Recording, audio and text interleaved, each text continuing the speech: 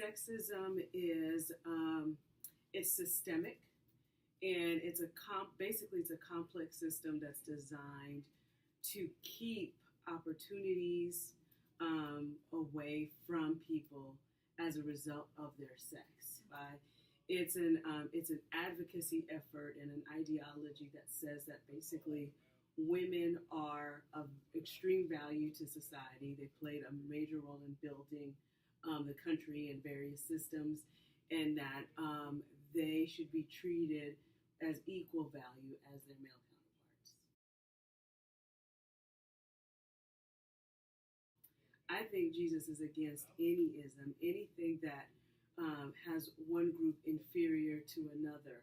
I think Jesus is opposed to it, and Jesus is for um, people who have the privilege, like for men, to empower women. Absolutely, multiple. Many times I've been in a room where you realize when you are a woman, when you get to a certain part of leadership, there's less and less women in the room. That's changing over time, which is a good thing. But there's been multiple occasions where I've been the only woman in a room with men, and I am putting my ideas out, and it's the same idea that another man put out after me, and that idea gets jumped on over mine.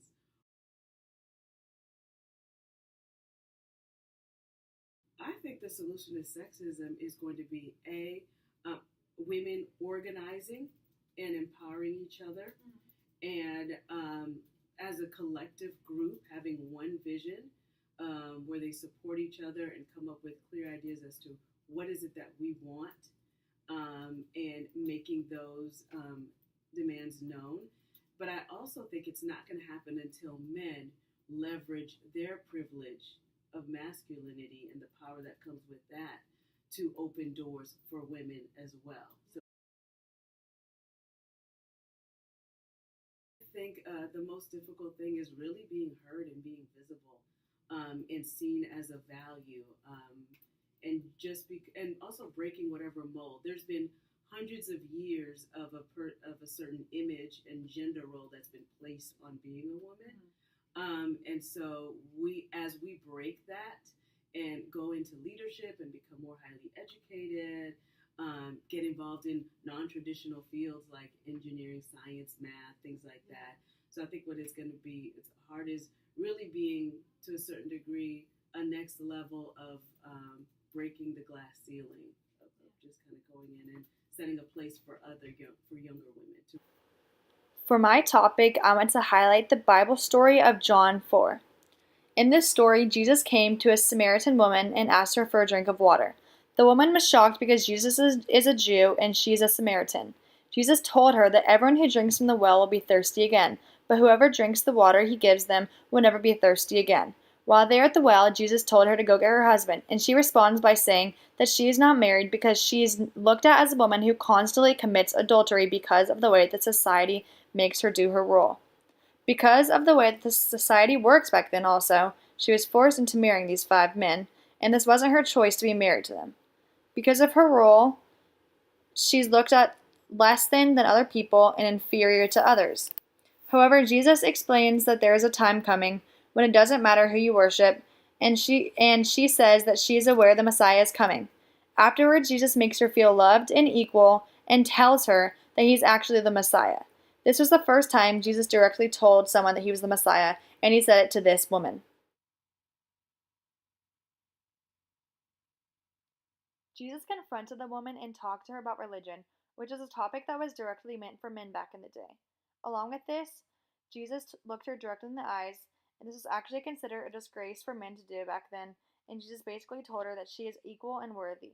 For my project, I have learned that Jesus is overall opposed to make men and women making themselves seem superior.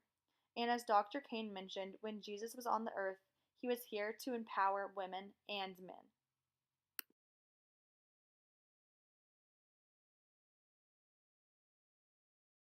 In our modern day church, there is a clear line that the majority of our priests and preachers are men.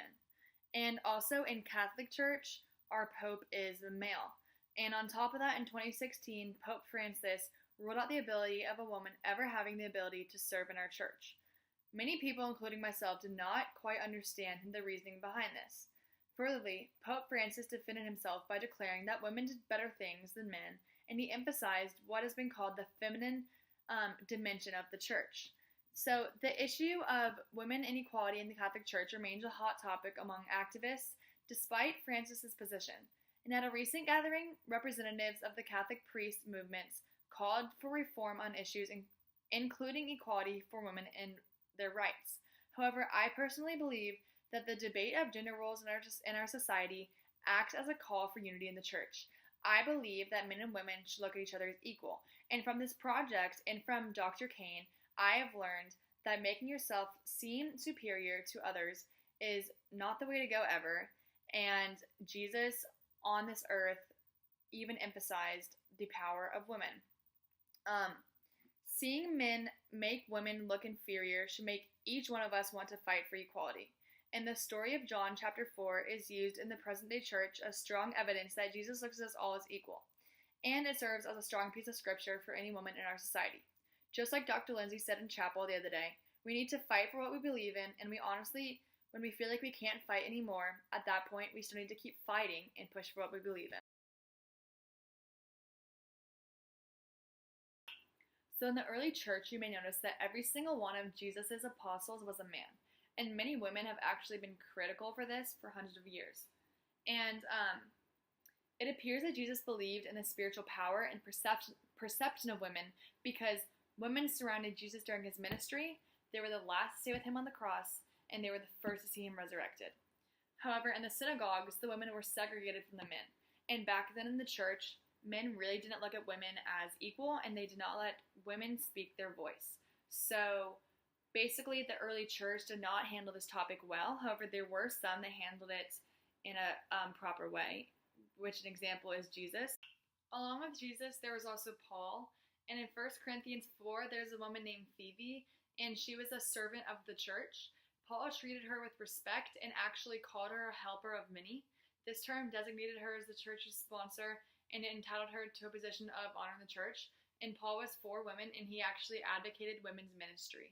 Furthermore, like the story of the woman by the well, women did not have the same rights, and they really just couldn't act in the same way that men did. And in this case, the woman at the well was automatically looked as inferior by the church and as worthless just because she had had 5 husbands.